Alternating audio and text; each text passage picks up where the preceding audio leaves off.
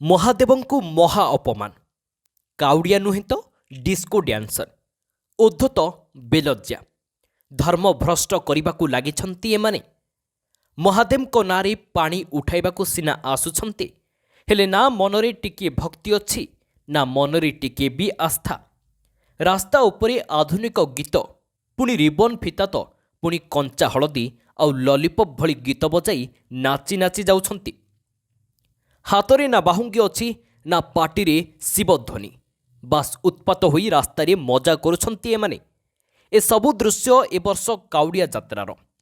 ଏ ଝିଅକୁ ଥରେ ନଜର ପକାନ୍ତୁ, ଇଏ ଗେରୁଆ ବସ୍ତ୍ର ପିନ୍ଧି କେମିତି ନାଚ କରୁଛନ୍ତି।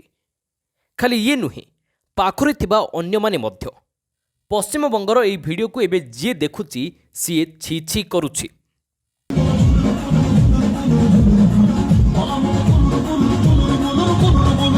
ଖାଲି କ'ଣ ବେଙ୍ଗଲ, ଆମ ଓଡ଼ିଶା ବି ପଛରେ ପଡ଼ିନି। କିଏ ମୋବାଇଲ ଧରି ନାଚୁଛି, କିଏ ଗଞ୍ଜେଇ ପକେଇ ଗୀତ ଗାଉଛି, ଆଉ କିଏ ତ କ'ଣ କ'ଣ ସବୁ କଲେଣି। ପୁଅ ତ ପୁଅ, ଝିଅମାନେ ବି କମ୍ ନୁହେଁ। ହଁ, ରହିବେ ବି କେମିତି? ଏମାନେ ସବୁ ଭୁଲି ଯାଇଛନ୍ତି କି ଇଏ ସବୁ କ'ଣ କରୁଛନ୍ତି। ମହାଦେବ ରାଗିଲେ ଭସ୍ମ ହୋଇଯିବେ, ତଥାପି ଡର ଭୟ ନାହିଁ। ଯଦି ସନାତନ ନିଜକୁ କୁହନ୍ତି ଏମାନେ, ତାହେଲେ ସନାତନର ସୁରକ୍ଷା କ'ଣ ଏମିତି ହେବ? Bureau report, Odisha news now.